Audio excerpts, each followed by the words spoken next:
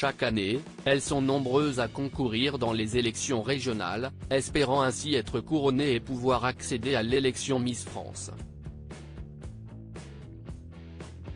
Depuis quelques jours, c'est Evelyl qui porte désormais l'écharpe attestant de son titre de nouvelle reine de beauté nationale.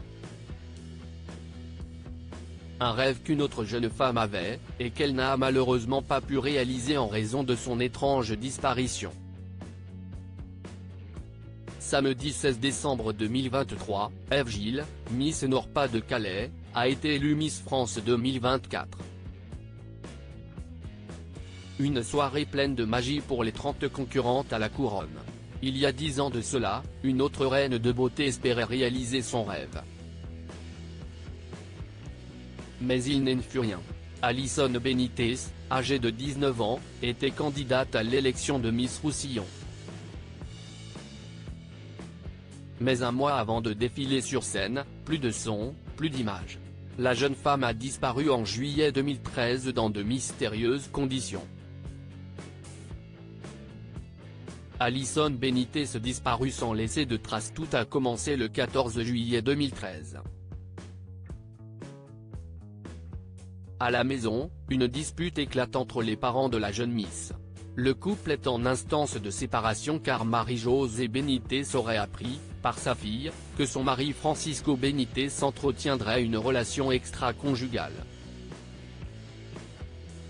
La femme trompée envisage alors de déménager et une dispute éclate.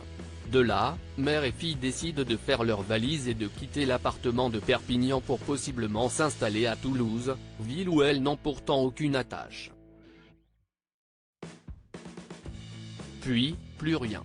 Leur voiture n'a pas quitté le garage, et aucune trace des deux femmes à la gare de Perpignan. Rien n'a bougé du côté des téléphones portables ni des comptes bancaires des deux disparus. Toutefois, le jour de la disparition, Lydia Barbet, la fille de Marie-Josée Benitez née d'une précédente relation, reçoit un SMS à 17h17, « C'est une décision difficile, mais je pars avec Alison à Toulouse ». Le père de la Miss, principal suspect, retrouvé pendu le 22 juillet, le père de famille donne l'alerte et une information judiciaire est ouverte. Rapidement, Francisco Benitez, légionnaire, est désigné comme le principal suspect. Une perquisition a même eu lieu à son domicile. Le 4 août, il craque en vidéo pour Paris Match. Ça fait 3 semaines qu'elle est partie. Et ma fille ne serait jamais partie comme ça sans donner de nouvelles, c'est impossible, déclarait-il en larmes.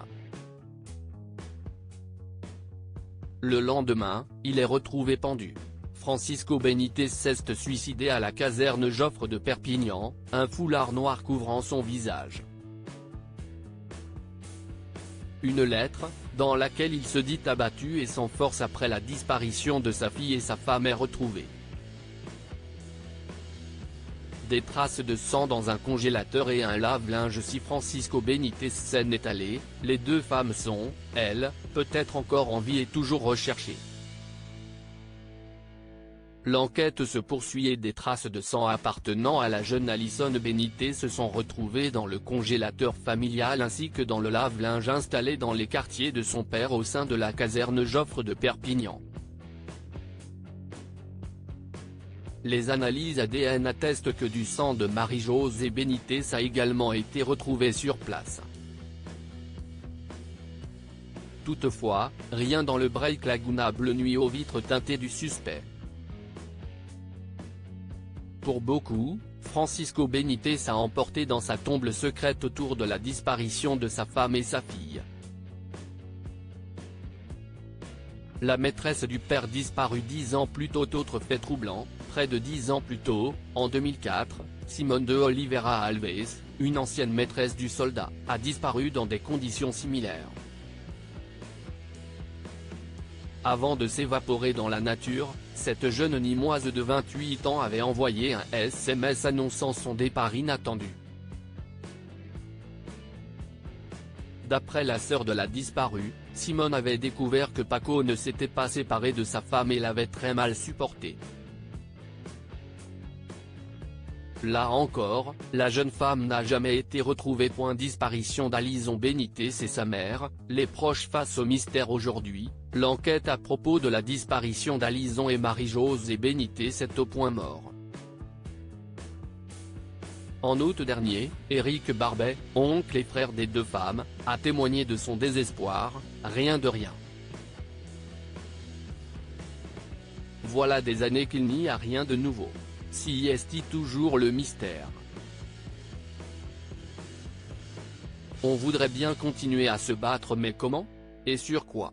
Mais il garde espoir, la famille pourra, il l'espère, un jour faire son deuil. Je pense qu'elles vont réapparaître un jour, mais on ne sait pas dans quel contexte, a-t-il regretté. Peut-être des chasseurs ou des randonneurs qui retrouveront quelque chose ou des ossements.